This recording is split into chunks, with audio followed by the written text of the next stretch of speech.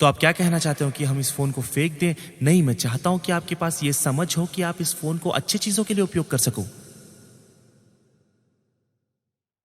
मैं चाहता हूं कि आपके पास ये समझ हो कि कमेंट सेक्शन से दूर कैसे रहें, क्योंकि बात ये है, ये बस बुरा चीज है कि आपके पास सारे अच्छे कमेंट्स हैं, क्योंकि अब आप अपने बारे में जितना आपको सोचना चाहिए उससे कई अधिक सोच रहे हैं।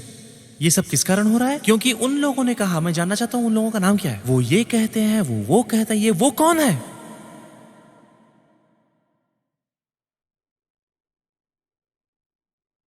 आपको पता वो ऐसे कह रहे थे, कौन है वो, कौन है वो? उन्होंने कौन है असल में, वो कौन है?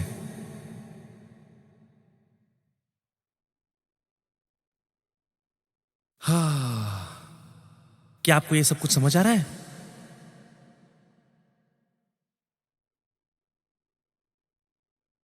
हमारी सोचों पर हमला, हमारी भावनाओं पर हमला हो रहा है, हमारे सम्मान पर हमला हो रहा है। और एक दिन हम उठते हैं, हमें मानसिक समस्याएं हो चुकी है, हम खिन्नता में हैं। हम खिन्नता में हैं कमेंट सेक्शन के कारण। हम खिन्नता में हैं क्योंकि हमें अपना पहला पेज मिल गया और 1 साल बीत चुका है और एक भी मित्र नहीं बना है। आप सब लोग हंस क्यों रहे हैं?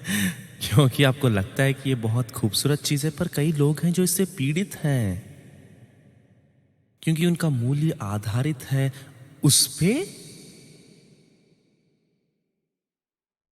हाँ,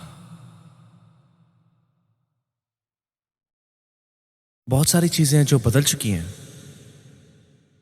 लेकिन कुछ अच्छी चीजें भी हैं जो वहां टिकी हुई हैं।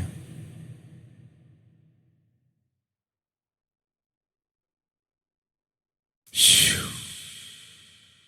मेरी आत्मिक माओ में से एक कॉलेट गामी प्रभु के घर चली गई। वो एक समय में शक्तिशाली उपदेशक थी।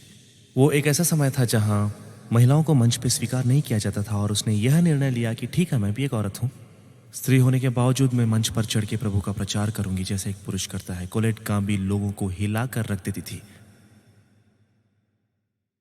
उन्होंने प्रभु की अच्छी सेवा की, और एक दिन 20 साल की उम्र में एक युवा सेवक के रूप में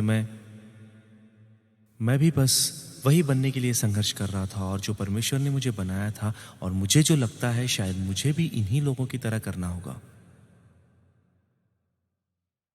कोलेट मुझे ले गई उस राह पर। उनके पास एक संपत्ति थी और उसका उपयोग आश्रय के रूप में किया जाता। वो मुझे उस राह पर ले चली। उन्होंने कहा कि बेटे, मैं तुमसे कुछ कहना चाहती हूँ इसी वक्त। इन सभी लोगों के बारे में तुम्हें भूलना होगा और तुम्हें वह करने के लिए समर्पित करना होगा जो परमेश्वर ने तुम्हें कहा है, जैसे परमेश्वर ने तुम्हें कहा है, अपने कपड़ों से लेके अपने उपदेश तक। यदि प्रभु ऐसे करने जा रहा है तो तुम जो लोग कह रहे हैं उसके बंधन में नहीं रह सकते, और तुम्हें ये खुद करना होगा। क्या तुम सुन रहे हो? और मैंने कहा हाँ, पर मेरा मतलब है ये व्यक्ति ऐसे कर रहा है। और उसने कहा ये फर्क नहीं पड़ता, तुम्हें ऐसे ही करना होगा, और यही प्रभु का मार्ग है। प्रभु के मार्ग से करना सर्वोत्तम मार्ग है। वो लोग चाहे कुछ भी सोचें और कुछ भी कहें। और मैंने कहा हाँ मैम। और फिर लोगों ने उस समय कहा था तुम्हारा 1000 लोगों का चर्च नहीं हो सकता। उस समय 1000 लोग एक चर्च में होना विशाल चर्च माना जाता था। और यार मैं तुम्हें क्या बताऊं, वो जो भी कह रही थी वो यही था कि दूसरों की स्वीकृति पाना छोड़ दो, जबकि प्रभु ने तुम्हें बता दिया कि क्या करना है, क्योंकि उसने पहले से ही उसकी स्वीकृति दे दी है। क्या तुम समझ रहे हो?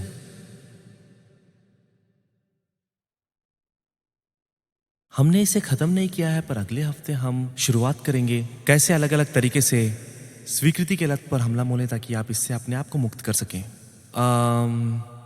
मुझे लगता है कि आपको इससे आशीष मिली होगी और हम इसके साथ बने रहेंगे। ये तो बस पहला भाग है जो कि परिचय भाग जैसा है, और आप अपने आप को इस पर बनाए रखोगे और आप पालोगे इस चीज को कि बहुत अधिक आजादी है मुक्ति पाने में लोगों से, बहुत अधिक आजादी। और जिसे पुत्र आजादी देता है वह सचमुच आजाद है। आपने कुछ सीखा आज सुबह इससे? आमीन।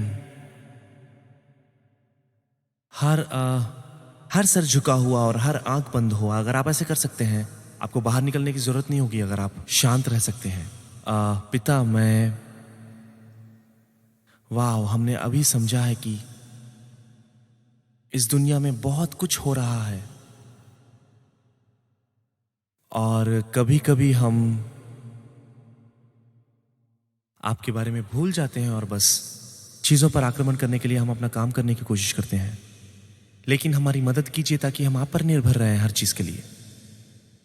आज यहां ऐसे भी कुछ लोग हैं, सिर्फ आप उन्हें जानते हो कि वो किस दौर से गुजरे हैं। सिर्फ आप। उन्होंने अपने आप को कितना महत्व दिया है ये सिर्फ आप जानते हो। उनके आत्ममूल्य का स्तर और उनके आत्ममूल्य का कीमत। और इतना भी शायद यहां पे कुछ लोग हैं जो ओ यार, उन्हें नहीं पता था कि समस्या क्या है और शायद आज उनकी आंख खुली है ये कहने के लिए कि हे प्रभु, मैं उस स्वीकृति को प्राप्त करता हूं जो आपने मुझे दिया है। निकाल दीजिए उस निराशा और उस उदासी को और भावनात्मक आघात और उस चोट से जो वो गुजरे हैं, रोज रोज के झगड़े से जो बेहतर महसूस करने की कोशिश कर रहे हैं। हे प्रभु, संकट के समय आप सहायता के लिए तत्पर रहते हैं। मेरे भाइयों और बहनों की आज मदद कीजिए। बाहर आए उस अंधकार से, बाहर आए उस लत से। आप शक्तिशाली मुक्तिदाता हैं और आप हमें सभी व्यसनों से मुक्ति दे सकते हैं। आज हमें आप उस व्यसनों से मुक्ति दें। मैं प्रार्थना करता हूं कि आप इन बहुमूल्य लोगों के अंदर आनंद को भरें जो सब समझ से परे है, और उन्हें मदद करें पूर्ण जीवन जीने में और भरपूरी में जब तक कि वह बहता ना जाए। प्रभु, उन्हें दिखाइए कि सब कुछ ठीक हो जाएगा। अगर प्रभु ने आपके हृदय में इस मिनिस्ट्रीज के दर्शन को समर्थन देने का विचार डाला है ताकि वे अनुग्रह का संदेश पूरी दुनिया तक पहुंचा सके, तो आप दान देने के लिए कॉल कर सकते हैं या आपके स्क्रीन पर दिखाए गए बैंक अकाउंट पर भेज सकते हैं या क्यूआर कोड को स्कैन कर सकते हैं। प्रभु आपको आशीष दे।